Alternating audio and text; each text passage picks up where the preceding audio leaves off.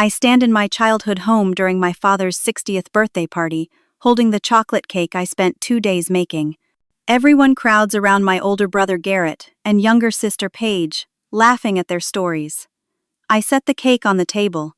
Garrett turns to our cousin and says, "Honestly, if Alaska disappeared tomorrow, nobody in this family would even notice. She's basically furniture." Everyone laughs. Nobody defends me. My father doesn't even look up. That night, staring at my apartment ceiling, I make a decision that will change everything. Sleep doesn't come. I lie there replaying that moment over and over, the casual cruelty, the agreement in their laughter. The way my mother smiled and nodded like Garrett had said something charming instead of devastating. At 2 a.m, I give up on rest and open my laptop. For 6 years, I've managed my family's finances. It started innocently enough. My father, Richard Patterson, owns a real estate development company in Connecticut. When I graduated with my accounting degree at 22, he asked me to help organize some paperwork. Just temporary, he said. Just until he hired someone permanent. That was 6 years ago. The temporary job became permanent, but without the salary or title or recognition. I became the invisible administrator of the Patterson family empire. I tracked investments, managed accounts, filed paperwork, organized tax documents. My father added my name to accounts so I could handle transactions. My signature went on forms I barely had time to read. Nobody ever said thank you. They just expected it. Expected me to show up at the office twice a week, to answer late-night calls about account numbers, to fix problems they created. And they never paid me. Not really. Sure, my father covered my rent, called it my salary. $800 a month for a studio apartment, while Garrett got a company car and Paige got her graduate school tuition paid in full. I open the financial software and stare at the numbers glowing on my screen. 17 accounts. Multiple investment portfolios. My father's business checking. The family trust fund. Real estate holdings. Stock accounts. My name is on 12 of them. Co-manager. Co-signer. Authorized user. My hands shake as I create a new spreadsheet. I start calculating. What do I have legal access to? What can I move without technically committing a crime? The answer surprises me. Almost everything. Years ago, my father had me open several accounts in my name for what he called tax purposes. He'd transfer money in, then forget about them. They've been sitting dormant, growing interest, completely off his radar. I can move money into those accounts, because technically, they're mine. Over the next 3 days, I barely sleep. I go to work at my regular job at a small accounting firm where I actually get paid. I smile at my coworkers. I act normal. But every spare moment, I'm planning. I research. I double-check. I make sure everything I'm about to do is legal, or at least defensible in court. On Thursday night, I begin the transfers. $50,000 from the business account to account A, $200,000 from an investment portfolio to account B, $300,000 from the family trust to account C. I move money in careful increments, nothing that will trigger automatic fraud alerts, nothing that looks unusual for someone who regularly manages these accounts. By Saturday morning, I've moved $1.7 million into accounts that only I can access. My heart pounds. My stomach hurns. But I don't stop. I go to the bank and withdraw $50,000 in cash. The teller asks if everything is okay. I smile and say I'm buying a car. She counts out the bills and wishes me luck. I find a used car lot on the edge of town. Pay $22,000 cash for a 7-year-old Honda Civic. Nothing flashy. Nothing memorable. The salesman is thrilled with the cash sale and doesn't ask questions. I go back to my apartment and pack. 1 suitcase. 1 backpack. My laptop. Documents I've kept. External hard drives with backed up files. Everything else stays. At 4 a.m. on Sunday, I take my phone and smash it with a hammer. Then I drive to a convenience store and buy a burner phone with cash. I tape an envelope to my father's front door. Inside, a single piece of paper with 12 words. "You were right, Garrett. Nobody will notice I'm gone, but you'll notice this." Then I drive, east toward the sunrise, away from Connecticut, away from the family that never saw me. For the first hour, I feel powerful, Free. Vindicated. I did it. I actually did it. But as I cross into Pennsylvania, reality starts creeping in. I pull into a rest stop near Scranton and allow myself to check the email account I kept active. My inbox explodes the moment it loads. 43 new messages. The subject lines make my blood run cold. Call me immediately. Where is the money? Alaska. Answer your phone now. This is serious. I open them with shaking fingers. My father, my brother, my mother, all demanding I call, all asking about money, all angry. Not one asks if I'm safe. Not one asks where I am or if I'm okay. They notice the money, just not me. Then I see an email from a name I don't recognize. Douglas Crawford, my father's business partner. I've heard the name but never met him. He handles the investment side of things while my father manages development projects. The message is short. Your father is being audited. We needed that money to cover certain discrepancies. You've just made this much worse than you realize. Call me before you ruin everything. This number only, followed by 10 digits. I sit in my car and read that email 5 times. Audited, discrepancies, ruin everything. What did I just do? My triumph curdles into something cold and sick in my stomach. I thought I was taking back what I deserved. What if I just stepped into something much bigger and much worse? I start the car with numb fingers and pull back onto the highway. But the feeling of freedom is gone, replaced by creeping dread that whispers I've made a terrible mistake. I find a motel on the outskirts of Pittsburgh. The kind of place that takes cash and doesn't ask for ID if you pay extra, $70 a night. The room smells like cigarettes and bleach, but it has a lock and Wi-Fi. I sit on the scratchy bedspread and create a new email address, something random and untraceable. Then I send a message to Douglas Crawford's number from the email. This is Alaska. I got your message. Explain what you mean by discrepancies. The response comes in 4 minutes. Don't use email. Too risky. Call this number, now. My finger hovers over the digits. Every instinct screams, this is a trap, but I need to know what I've walked into. I dial using my burner phone. He answers on the first ring. Smart girl, using a burner. Where are you? Somewhere safe. Tell me what's going on. His voice is smooth, controlled. The kind of voice that sells expensive things to rich people. Your father's company has been under federal investigation for 6 months. Tax evasion. Fraud. Some other charges I won't detail over the phone. The IRS is auditing everything, and the FBI has been sniffing around our real estate deals. My mouth goes dry. I didn't know. Of course you didn't. Richard kept you in the dark. But Alaska, your name is on a lot of documents. Your signature is on forms. If this goes badly, you're not just a witness. You're potentially an accomplice. The room tilts. I didn't do anything wrong. I just managed accounts. That's not how prosecutors will see it. They'll see a family member with access and authorization who helped move money and hide assets. The money you took? We were planning to restructure it, move it through clean channels before the audit deepened. Now it's gone, and we can't explain where it went without admitting you have it. So you want me to give it back? I want you to fix this before you go to prison.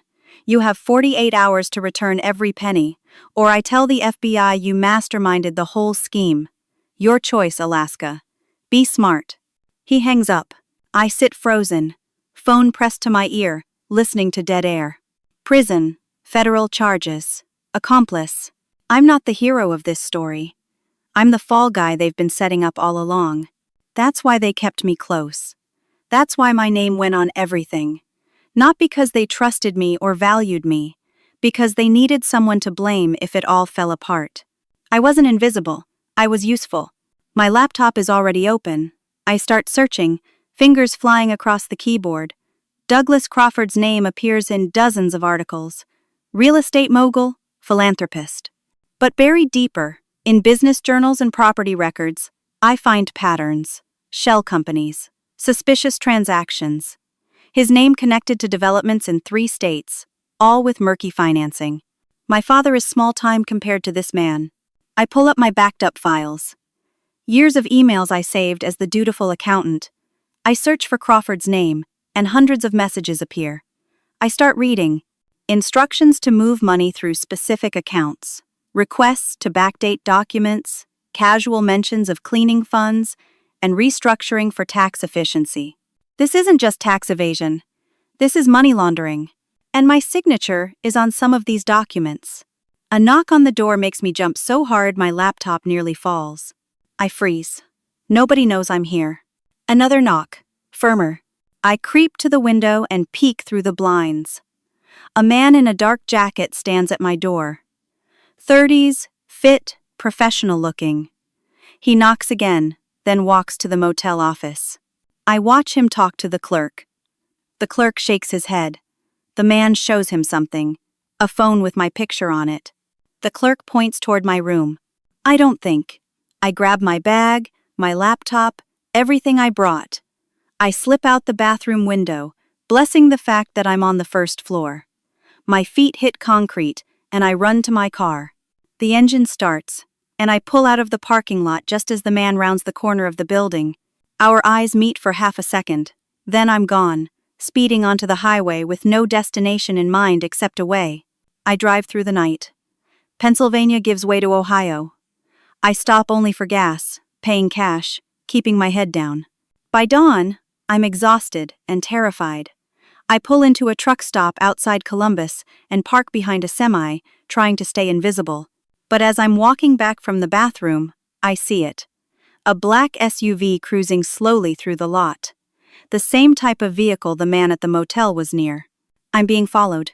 But I paid cash everywhere, used no cards, gave no names.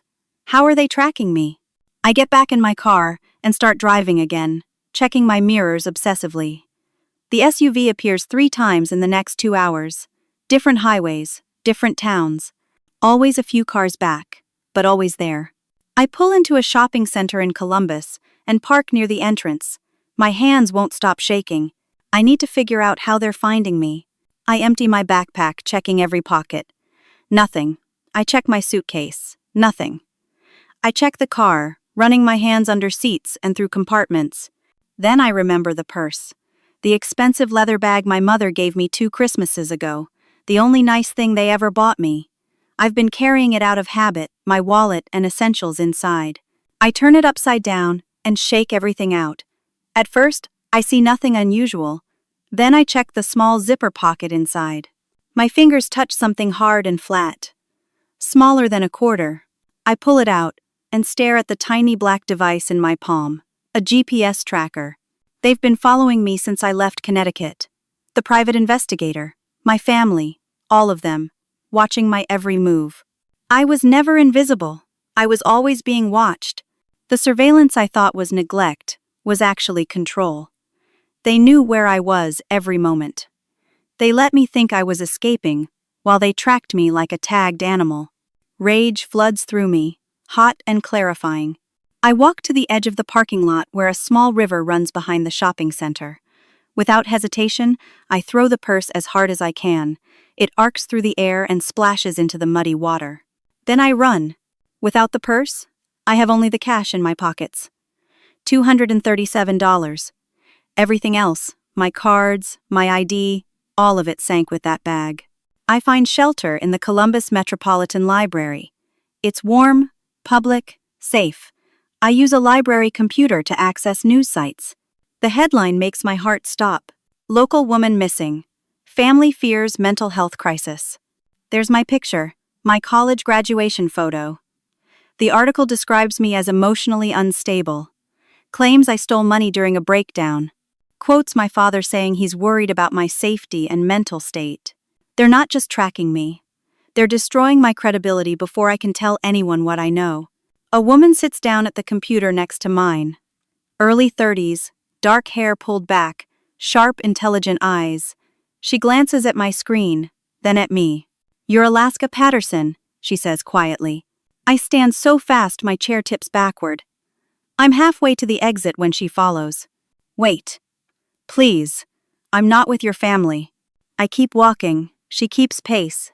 In the parking lot, away from cameras and witnesses, she stops in front of me. "My name is Jordan Walsh. I'm with the FBI, Financial Crimes Division. I've been looking for you because I think you might be my best witness against Douglas Crawford. I don't believe you. She pulls out credentials. They look real, but I'm not an expert. FBI Special Agent Jordan Walsh. Alaska, I've been building a case against Crawford for 2 years. Your father is barely a blip compared to what Douglas runs. But I need someone on the inside. Someone who has access to the real documents and understands the money flow. That's you. Why should I trust you? Because in 48 hours, Douglas Crawford is going to tell the FBI you're the mastermind of a fraud scheme. He's already laying groundwork. I can offer you immunity if you cooperate. But only if you work with me. My legs feel weak. What do you want? Everything you know, every document you saved, every transaction you processed. In exchange, I'll protect you from charges and keep you safe. But Alaska, I need you to decide fast. Crawford doesn't leave loose ends. I study her face, looking for deception. She seems sincere, but so did my family once. I need time to think. She hands me a phone. Small, encrypted looking. This number reaches me directly. You have 48 hours to decide. After that, Crawford moves and you're exposed. But Alaska, there's something you need to understand. You're in real danger. Not just legal danger. Physical danger. These people don't play games. She walks away, leaving me standing in the parking lot with a phone I'm afraid to use. I need food. I need to think. I find a diner 3 blocks away and order the cheapest thing on the menu, pancakes and coffee. $4.50. A man sits in the booth behind me. I wouldn't notice except he sits with his back to me, close enough that I can hear his phone conversation. Yeah, I found her. Columbus, downtown area. She just met with someone, looked like a Fed. Does Crawford want me to handle it tonight or wait? My coffee cup freezes halfway to my mouth. Copy that. I'll keep eyes on her until you send the team. Hey, what about the girl she was talking to? Yeah, the FBI agent. Want me to get a photo? Okay, sending now. I hear the camera click. My body moves on autopilot. I stand, drop a $5 bill on the table, and walk toward the kitchen. The waitress looks up in surprise as I push through the swinging door. Back exit? I whisper urgently. She points. I run. Out into an alley. Down 2 blocks. My lungs burning. Behind me, I hear shouting. A city bus pulls up to a stop. I jump on just as the doors close, fumbling for change. The driver waves me on impatiently. Through the back window, I see the man from the diner running down the sidewalk, searching. The bus turns a corner, and he disappears from view. I ride for 30 minutes, getting off in a residential neighborhood I don't recognize. My hands shake so badly, I can barely hold Jordan's phone. I dial her number. She answers immediately. Alaska? Someone was following me. A man. He called someone about Crawford. He said they're sending a team. Jordan, what's happening? Silence on the other end. Then, describe him. I do. Tall, brown hair, dark jacket, maybe 35 years old. More silence. When Jordan speaks again, her voice is tight. Alaska, that's not one of Crawford's men. I know because I've had surveillance on Crawford's known associates. The man you're describing is your brother, Garrett. Your family hired him to find you. The world spins. What? They're not trying to save you, Alaska. They're trying to silence you before you can talk to federal investigators. Where are you right now? I tell her the intersection. Stay there. I'm sending protection. 20 minutes. Do not move. The line goes dead.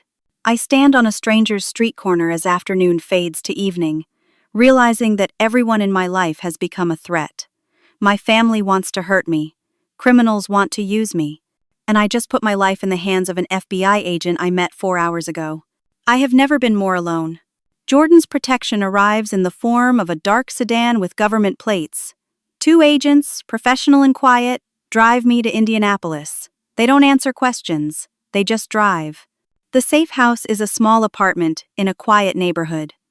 2nd floor, nondescript building, the kind of place nobody notices. A U.S. Marshal named Sean is assigned to me. He's maybe 40, solid build, polite, but distant. He shows me the apartment, explains the security protocols, and tells me Jordan will arrive in the morning. For the first time in days, I sleep. Real sleep. Deep and dreamless. I wake to morning light and the smell of coffee. Sean has brought breakfast. Bagels and orange juice. Small kindnesses that make me want to cry. Jordan arrives at 9 with a laptop and a box of files. "Ready to work?" she asks. For 2 days, we go through everything. I explain the account structures, the money flows, the suspicious transactions. I show her emails where Crawford gave instructions that sounded innocent but were clearly directing fraud. I walk her through documents I signed without understanding their implications. Jordan takes notes, asks sharp questions, builds connections I never saw. "This is better than I hoped," she says on the second afternoon. "Alaska, with your testimony and these documents, we can bring down not just Crawford, but his entire network. We're talking about multiple states, dozens of people, hundreds of millions in laundered money.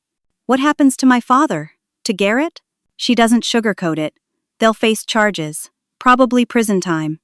Your father may be 10 to 15 years. Garrett, less, but still significant. Can you live with that?" I think about Garrett's words, about my father's indifference, about a lifetime of being invisible until I became useful. "Yes," I say, "I can live with that." On the third morning, I start to believe I might actually survive this. The evidence is strong. Jordan says the case is nearly ready. I'll testify before a grand jury next week, and then the indictments will come down. Sean's phone rings during breakfast. He steps into the hallway to answer. When he comes back, something in his face has changed. A tightness around his eyes, a stiffness in his shoulders. "We need to move you to a new location," he says. "Just a precaution." "Why? What happened?" "Standard procedure. Pack your things." But it doesn't feel standard. It feels wrong. I go to the bedroom and start packing slowly, watching Sean through the doorway.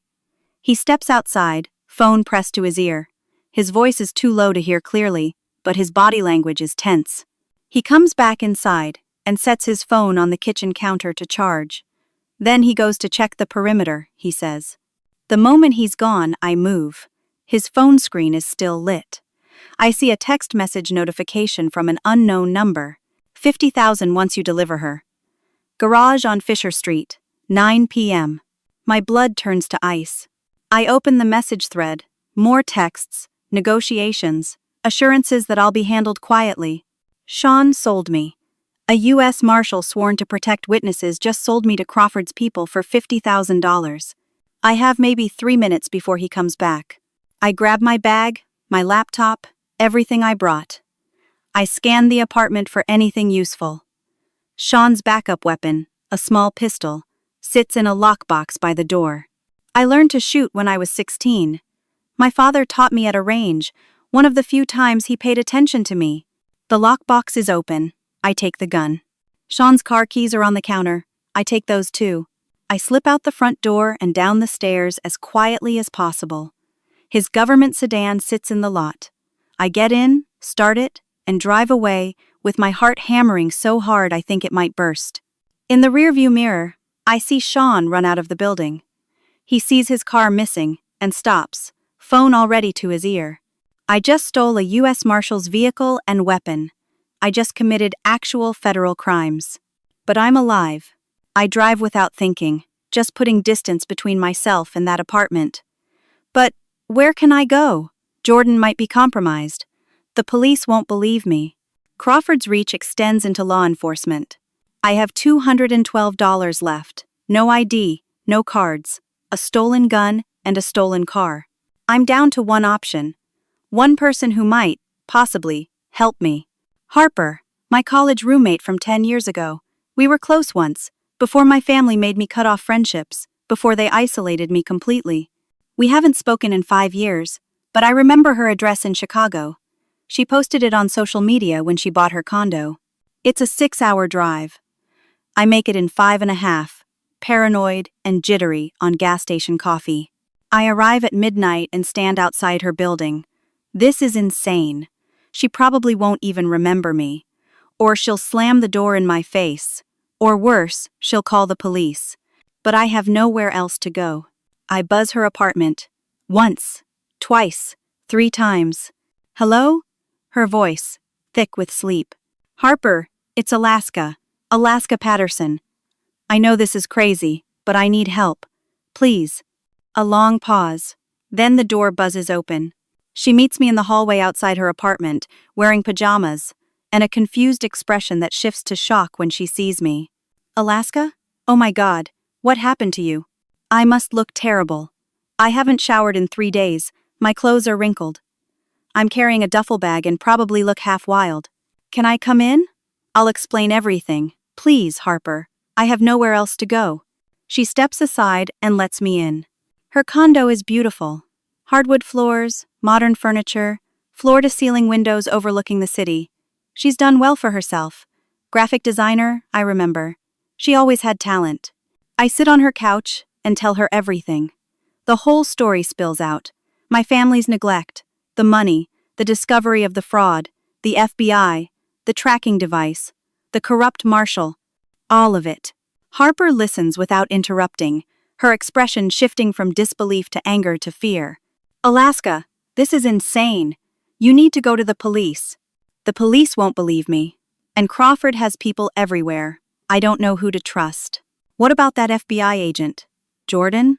I can't risk it. If Sean was bought, anyone could be. Harper stands and goes to the kitchen. I'm making coffee. We need to think this through logically. While she's gone, her phone rings on the coffee table. The screen lights up with a name. Garrett Patterson. My heart stops. I stare at the phone like it's a snake. Harper comes back and sees me looking. Her face goes pale. Alaska, I can explain. You know Garrett? He called me 2 days ago, asked if I'd heard from you. I said no. But Alaska, I think he knew I was lying. I think he's been tracking my phone, waiting for you to show up. We stare at each other as the horrible truth settles between us. This was a trap. My last hope was a trap. I move to the window and look down at the street. A familiar SUV pulls up to the curb. 2 men get out. One of them is Garrett. They're here, I whisper. Harper grabs her keys. Back door. Now. We'll take my car. We run. Harper's car is parked in the underground garage. We sprint down 3 flights of stairs, our footsteps echoing off concrete. Behind us, I hear the stairwell door open. Garrett's voice calling my name. We reach the car, a small blue sedan.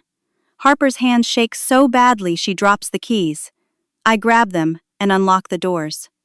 We're inside and moving before Garrett reaches the garage level. But his SUV is faster. I see it in the side mirror, pulling out behind us with terrifying speed. Harper drives through downtown Chicago at 1 a.m. Empty streets, red lights we run, turned so sharp the tires squeal. But Garrett stays with us. He's not giving up, Harper says, voice high with panic. Turn right, next street. She does. We hit the entrance ramp to I-90, merging into sparse late-night traffic. Garrett's SUV is right behind us. We're going 75, 80 faster than Harper's car should safely handle. But Garrett matches our speed easily. I can't lose him, Harper says. Keep going. Just keep going. We make it 20 miles out of the city before it happens. Harper takes an exit too fast. The car lurches, she overcorrects, and we spin. Everything becomes chaos and screeching, and the horrible crunch of metal hitting guardrail. The car stops. We're sideways across the road, steam rising from the crumpled hood. Are you okay? I gasp. Harper nods, shaking. I think so. Headlights illuminate us. Garrett's SUV stops 20 feet away. He gets out slowly, deliberately. The passenger door opens. My father steps out. Richard Patterson looks older than I remember.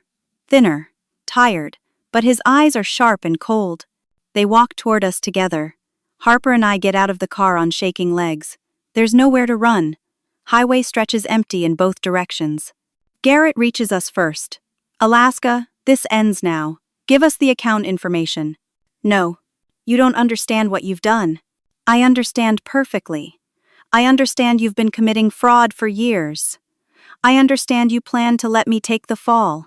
I understand none of you ever cared about me at all. My father speaks for the first time, his voice carrying across the empty road. "You don't understand anything. The company isn't just mine, Alaska. I have partners, investors. Some of them are very dangerous people. That money you took wasn't just business funds. It was money being laundered for people who don't forgive and don't forget." The words hit like a physical blow. "What are you saying?" "I'm saying by taking that money, you didn't just hurt the family, you made yourself a target of organized crime. The only way to fix this is to return it immediately. We can smooth things over. Explain it was a mistake. But we need the money back now, and we need you to disappear quietly." "Disappear quietly," I repeat. "You mean keep my mouth shut and let you all continue breaking the law?" "I mean stay alive," Richard says harshly. "If you testify, if you talk to the FBI, these people will kill you. And probably Harper too, since she's involved now. Is that what you want? To destroy yourself and take innocent people with you?" I look at Harper. She's crying silently, understanding for the first time what I've dragged her into. "Return the money," Garrett says. "Walk away. We'll handle everything else. You can start over somewhere far away. We'll even help you. But you have to do this now." For a moment, I almost believe him. Almost think maybe this is the only way. Self-preservation whispering that some fights can't be won. But then I see it. The calculation in Garrett's eyes. The way my father won't quite meet my gaze. They're lying. Even now, even with everything exposed, they're lying to me. If I give them what they want, I'm dead anyway. An inconvenient loose end that knows too much. "No," I say clearly. "I'd rather take my chances with the truth. Even if it means prison. Even if it means danger. I'm done being useful to you." Garrett's face twists with rage. He lunges forward and grabs my arm, fingers digging in hard enough to bruise. "You stupid, selfish." Harper hits him, actually swings her purse and connects with the side of his head. He staggers, surprised more than hurt. I pull Sean's gun from my jacket pocket. My hand steady as I point it at my brother. "Let go. Now." Garrett releases my arm, hands up. "You won't shoot me." "I will if you touch me again." In the distance, sirens wail. Someone called 911 about the crash. Red and blue lights appear on the horizon. My father grabs Garrett's shoulder. "We need to leave. Now." "Dad, we can't just..." "Now." They run back to the SUV. Tires squeal as they speed away, leaving Harper and me standing beside the wrecked car as police approach. 2 officers arrive within minutes. They separate us, ask questions. "What happened? Was anyone hurt? Why is there a gun?" I try to explain, but it sounds insane even to my own ears. Family conspiracy, federal crimes, corrupt marshals. The officers exchange glances that say they think I'm either lying or crazy. They run the gun serial number. It comes back registered to a U.S. Marshal. They ask how I got it. I tell the truth. I took it from Sean because he was going to deliver me to criminals. They don't believe me. At 3 in the morning, I'm sitting in county jail, charged with weapons possession and theft of government property. Harper is released after giving a statement. I'm alone again, in a concrete cell that smells like despair. I ask to speak to FBI agent Jordan Walsh. The officer says there's no agent by that name in the Chicago field office. My last thread of hope snaps. Was Jordan even real? Or was she part of the setup all along? At 2 in the morning, a guard comes to move me, not back to a cell, to a private interrogation room. A woman enters. Not Jordan, someone new. Expensive suit, sharp features, eyes like a shark. "Alaska Patterson. I'm Patricia Langford, attorney for Douglas Crawford and Richard Patterson." She sits across from me and slides a document across the metal table. "This is a confession stating you masterminded a fraud scheme involving your father's company. You acted alone, manipulated accounts, and stole money to cover your tracks. Sign it, and we'll arrange a plea deal. 5 years minimum security. You'll be out in 3 with good behavior." "And if I don't sign?"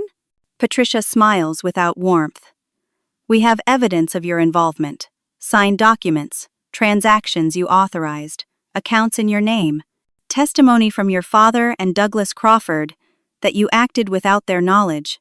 The prosecutor will ask for 25 years in federal prison. Maybe more. You're a smart girl, Alaska. Do the math. My father and Crawford are already cutting deals, I say slowly. Correct. They're cooperating with investigators, providing evidence against you. You're the only one without protection. Sign or be destroyed. You have 60 seconds to decide. She pushes the pen toward me. I stare at the confession, at the lies typed in neat paragraphs, at my entire future, condensed into a false narrative where I'm the villain. My hand reaches for the pen, stops, falls back to my lap. No, I say. I want a lawyer. Patricia's smile sharpens. You can't afford one, and no public defender will touch this case.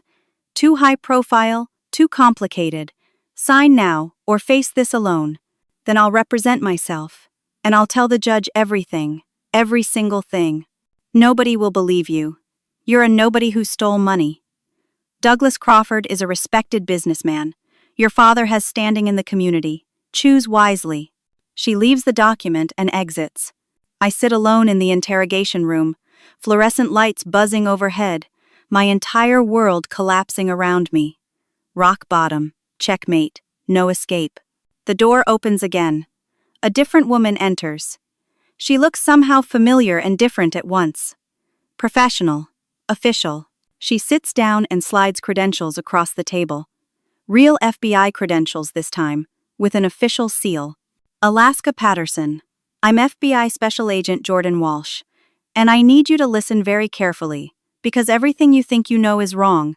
I stare at Jordan Walsh. The real Jordan Walsh.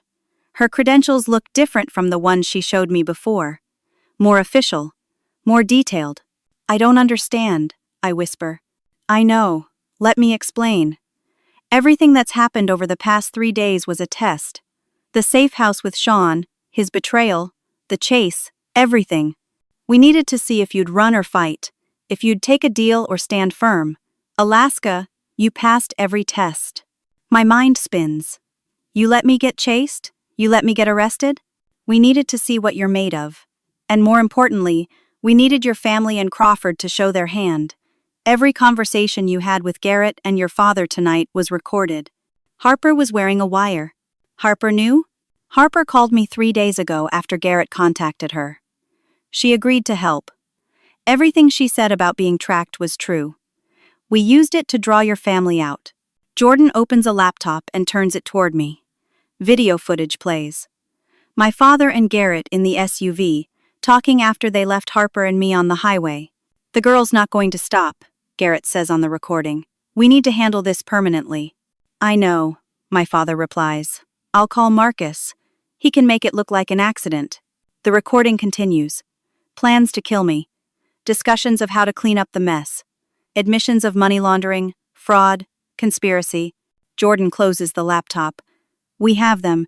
Your father, Garrett, Douglas Crawford, and 7 associates, all on tape admitting to federal crimes.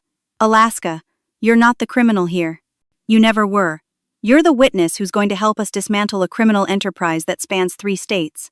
But Sean wasn't actually corrupted. He's one of ours. The text messages were fake, designed to make you run so we could see if you'd trust the process or try to save yourself. You did both. You ran to survive, but you didn't disappear. You kept fighting. Tears streamed down my face. Relief and rage and exhaustion all mixed together. The money, I ask, is being held as evidence, but it will be returned to you when the trial concludes. $1.7 million that was removed from a criminal enterprise. You'll get it back. What do you need from me? Full cooperation.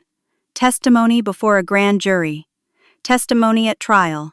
In exchange, full immunity from any charges. And if you need it, witness protection. What about Patricia Langford trying to get me to sign a false confession? Jordan smiles grimly. Also recorded. She'll be disbarred and charged with obstruction of justice. Over the next 3 months, I testify. First before a grand jury that indicts everyone involved, then at preliminary hearings. The case builds momentum like a wave. The media coverage is intense. Headlines scream about the fraud network, the millions laundered, the real estate schemes. My name is initially protected, but eventually it leaks. Some people call me a hero, A whistleblower who risked everything. Others call me a traitor. A daughter who destroyed her family for money. I receive threats. I also receive messages from other victims of Crawford's schemes, thanking me. The trial happens in federal court. 9 defendants, including my father, Garrett, and Douglas Crawford. I'm the prosecution's star witness. I take the stand and tell the truth. Every transaction, every document, every conversation, defense attorneys try to tear me apart. They call me vindictive. Suggest I invented evidence. Imply I'm mentally unstable. But the evidence speaks louder than their attacks. Recordings, documents, financial trails, all of it pointing to a sophisticated criminal operation that used me as an unwitting accomplice and planned scapegoat. The trial lasts 7 weeks. The jury deliberates for 3 days. When the verdict comes, I'm sitting in the back of the courtroom with Jordan beside me. On count 1, fraud, how do you find? Guilty. On count 2, money laundering, how do you find? Guilty. Down the line, every count, every defendant, guilty, guilty, guilty. Sentencing comes 2 months later. My father gets 15 years in federal prison. Garrett gets 8 years. Douglas Crawford gets 22 years.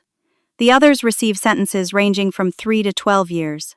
Patricia Langford, who tried to coerce my false confession, is disbarred and sentenced to 2 years for obstruction. After the sentencing, as I'm leaving the courthouse, someone calls my name.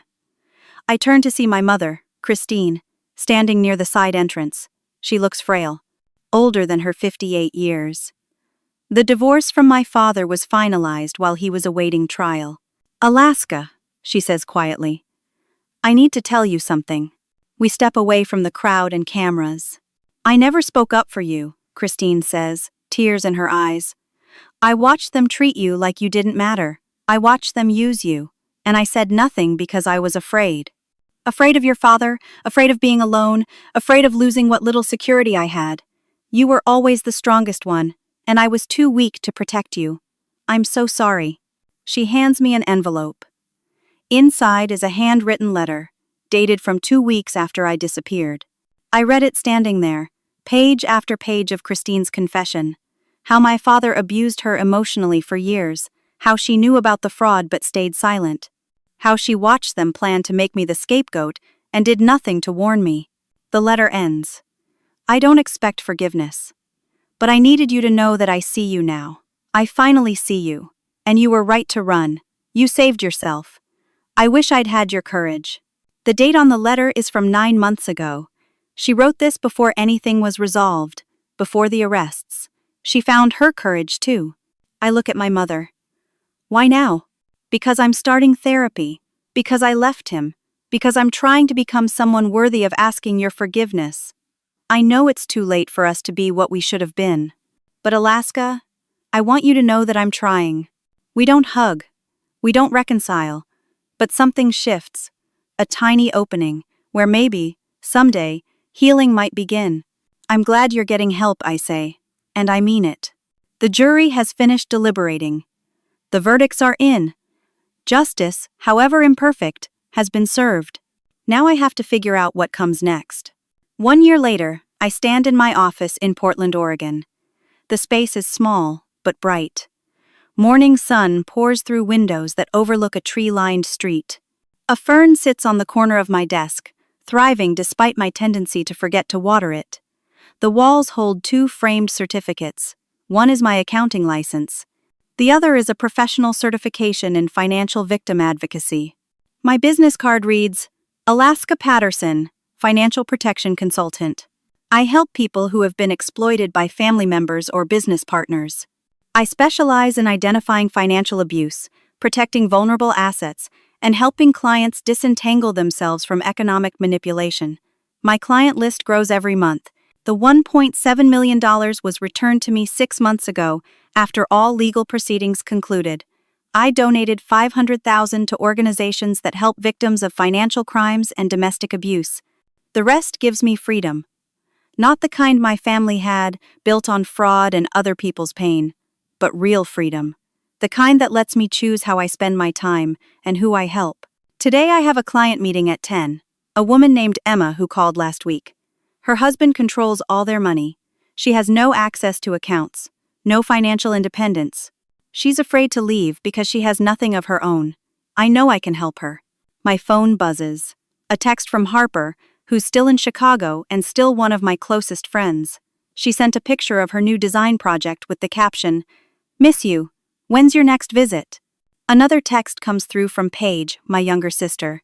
We've been rebuilding our relationship slowly over the past year. She was the first to reach out after the trial, apologizing for her silence, for not seeing what was happening. Our conversations are careful, tentative, but genuine. She asks how I'm doing, sends pictures of her dog, small connections that feel honest. Christine and I meet for coffee every few months. She's been in therapy consistently. She tells me about the work she's doing to understand her own complicity, her own fears. I don't know if we'll ever have a normal mother-daughter relationship. Too much was broken for too long. But we're building something new. Something based on truth, instead of pretense. I don't speak to my father or Garrett. They send letters sometimes from federal prison. Garrett's are angry, blaming me for destroying the family. My father's are more measured, claiming he was trying to protect me all along. I don't respond to either. Some bridges burn for good reason. A knock on my door pulls me from my thoughts. Emma stands in the hallway, looking nervous. She's 32, wearing clothes that hang loose like she's lost weight. Dark circles under her eyes. I recognize that look. The exhaustion of constant vigilance. The fear of making a wrong move. "Come in," I say warmly. "I'm Alaska. Thank you for coming." She sits in the chair across from my desk, clutching her purse like it's a life raft. "I don't know where to start," she says, voice shaking. "Start anywhere. Tell me your story. And then we'll figure out how to help you take back control." Emma begins to cry, relief tears. The kind that come when someone finally believes you and offers help instead of judgment. I hand her tissues and wait patiently while she composes herself.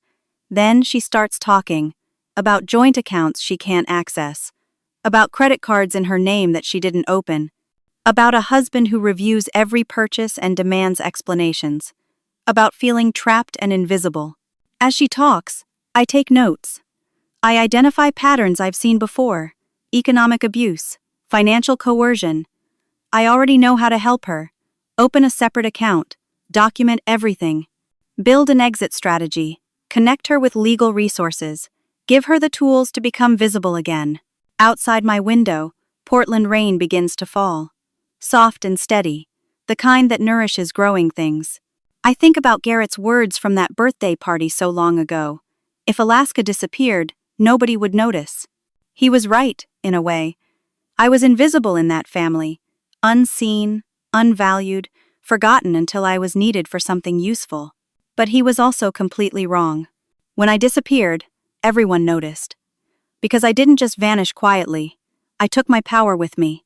I refused to stay silent. I chose truth over comfort, justice over family loyalty, myself over their expectations. Being invisible kept me safe, but small. Being visible brought danger, but also freedom. I chose visibility. I chose to matter. And in the end, that choice saved me. Emma finishes her story and looks at me with desperate hope. "Can you help me?" "Yes," I say with certainty. "Yes, I can. Let's start by making you visible again. Let's start by making sure you matter." She nods, wiping her eyes. For the first time since she arrived, she smiles. Small and fragile, but real. We spend the next 2 hours planning. By the time Emma leaves, she has a folder full of resources, a list of concrete steps, and most importantly, hope. After she's gone, I sit at my desk and look at my reflection in the dark computer screen. I barely recognize the woman staring back. Not because I've changed physically, though I have. Healthier, stronger, more grounded. But because the person inside is fundamentally different from who I was that night at my father's birthday party. That Alaska was trying to be invisible, trying not to take up space, trying to be whatever her family needed her to be. This Alaska knows her worth, stands in her truth, uses her experience to help others, chooses herself without apology. My brother said I was invisible. He was right. But only because I let them make me disappear long before I ever left. This time, when I disappeared, I took myself with me. I took my voice, my power, my right to exist fully. And that made all the difference. Now I help other people do the same thing. I help them see themselves. I help them reclaim their resources. I help them understand that being visible might be scary, but being invisible is a different kind of death. The rain continues outside. My next appointment isn't for an hour. I make myself tea and open my laptop to review case files. This is my life now. Quiet, purposeful, my own. I wouldn't trade it for anything. Before I close, I want to ask you something. Have you ever felt invisible in your own family or relationship? Have you ever experienced someone making you feel like you don't matter? I'd love to hear your thoughts in the comments below. Your story matters, and sharing it might help someone else who feels alone. If this story resonated with you, please hit that like button and subscribe to the channel for more stories about resilience, justice, and finding your strength when life tries to break you. And if you know someone who needs to hear this message, someone who feels invisible or trapped, please share this video with them. Sometimes knowing we're not alone is the first step toward freedom. Thank you for listening to my story. Thank you for being here. I hope you find the courage to make yourself visible, to take up the space you deserve, and to never let anyone convince you that you don't matter. You matter. You always have. Sometimes you just need to remind yourself of that truth. Take care of yourselves out there, and remember, disappearing isn't always about running away. Sometimes it's about running toward the person you were always meant to be.